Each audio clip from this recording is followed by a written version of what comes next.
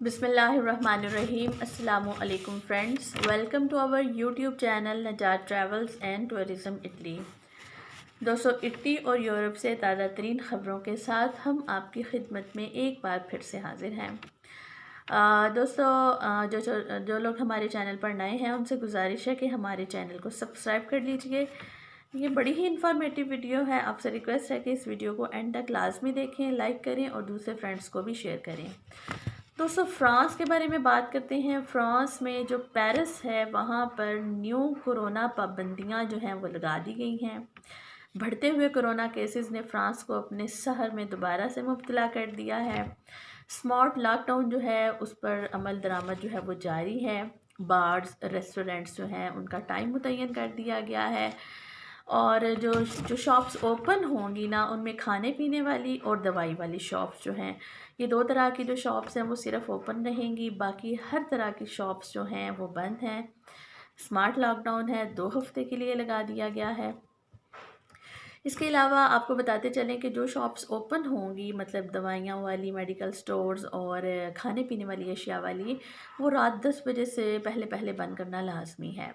दोस्तों, 2500 से ज़ायद जो हैं वो केसेस जो हैं वो पिछले 24 घंटे के अंदर अंदर फ़्रांस में पेरिस के अंदर जो है वो रिपोर्ट हुए हैं। इस वजह से स्मार्ट लॉकडाउन का जो है वो पाबंदी लगाने का ऐलान किया गया है। दोस्तों, अब हम बात करते हैं इटली में एक बड़े ही एक इंटरेस्टिंग वाक़े की। एक बहुत इंटरेस्टिंग केस था। 15 साल से ये केस अदालत में चल रहा था। एक लड़के का कत्ल हो गया था जब वो एक लड़की से मिलने उसके घर गया था।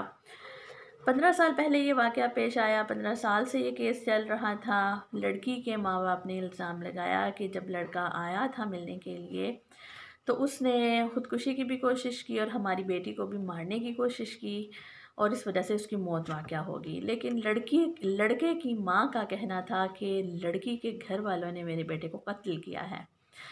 215 साल बाद जो है उस माँ की जो है वो फरियाद अल्लाह ने सुन ली और जो है अभी आज की तारीख में लड़की के जो माँ बाप हैं उन पर फ़र्द जुर्म आयद करके मुकदमे का फ़ैसला सुनाया गया है और उनको 9 साल जो है वो कैद की सज़ा दी गई है। इस फ़ैसले से लड़के की माँ बहुत खुश है कि उसके बेटे को इंसाफ मिल गया है।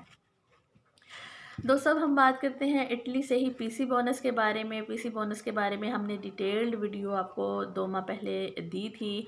ये अब मिलना शुरू हो गए हैं पीसी बोनसेस। इससे पहले गवर्नमेंट जो थी वो ताख़ीर कर रही थी।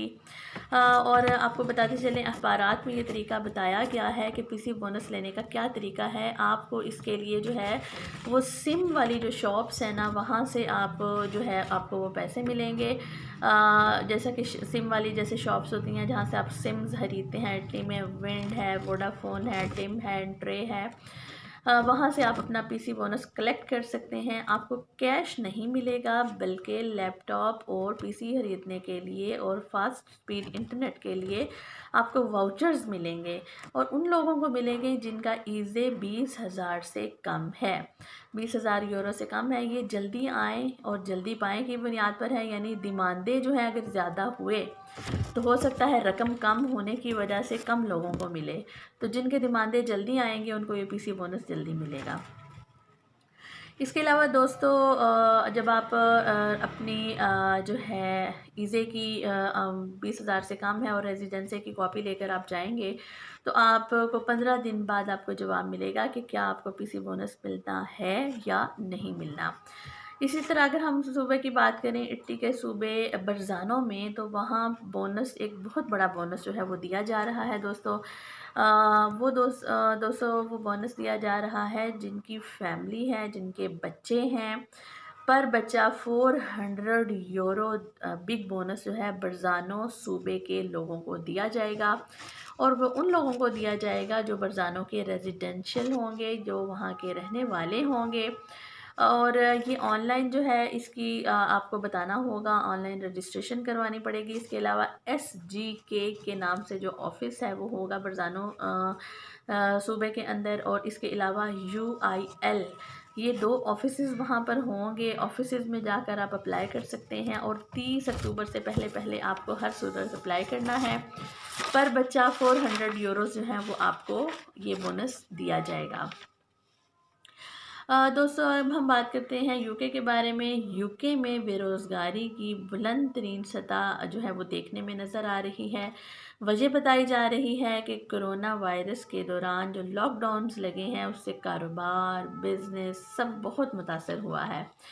इसके अलावा दोस्तों आपको बताते चलें कि इटली में जो है वो न्यू BPCM जो है वो न्यू लगाया जा रहा है। इटली में जो हेल्थ मिनिस्टर हैं उन्होंने कहा है कि मुकम्मल लॉकडाउन से बचने का वाहिद हल ये है कि आप अपनी जो पाबंदियां हैं उनको सख्त कर लें। पहले मास्क जो था वो इटली में 6 बजे से ऑनवर्ड जो है वो पहनना ज़रूरी था, लेकिन अभी जो है वो 24 घंटे के लिए मास्क जो है वो पहनना लाजमी करार दे दिया गया है। और दोस्तों बाहर जाएंगे आप ओपन एयर में, मार्केट्स में, शॉप्स में, तो मास्क पहनना लाजमी होगा। इसके अलावा जो है आपको बताते चलें और आपको बताते चलें कि बुध या जुमेरात से ये जो पाबंदी है, मतलब कल परसों से जो है ये लग जाएगी। बार्स और रेस्टोरेंट भी दोबारा से बंद करने होंगे। अगर सारे इटली को लॉकडाउन से बचाना है, हेल्थ मिनिस्टर का ये कहना था, तो हमें इन पाबंदियों पर सख्ती से अमल दरामद होना होगा ताकि जो केसेस हैं उनको कम किया जाए। आपको बताते चलें 2800 पर डे के हिसाब से न्यू कोरोना केसेस आ रहे हैं इटली में, और मरने वालों की तादाद जो है 25 से 26 पर डे है। दोस्तों दोबारा से ये बढ़ रहा है, एक पैनिक कंडीशन डेवलप हो रही है इटली में नए सिरे से।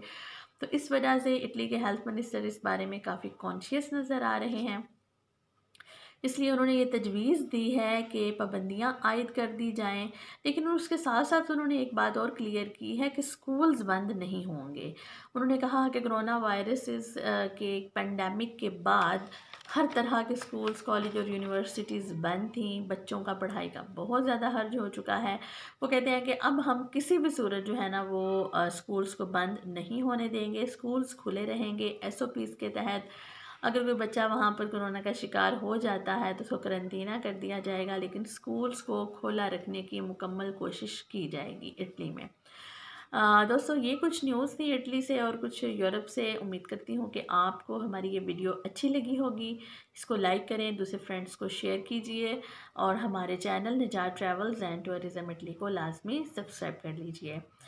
और नए आने वाली वीडियो तक हम आपसे इजाज़त चाहते हैं। मिलते हैं एक नई वीडियो के साथ। तब तक के लिए हम अपना ढेर सारा ख्याल रखें, दुआओं में याद रखें। अल्लाह हाफ़िज़।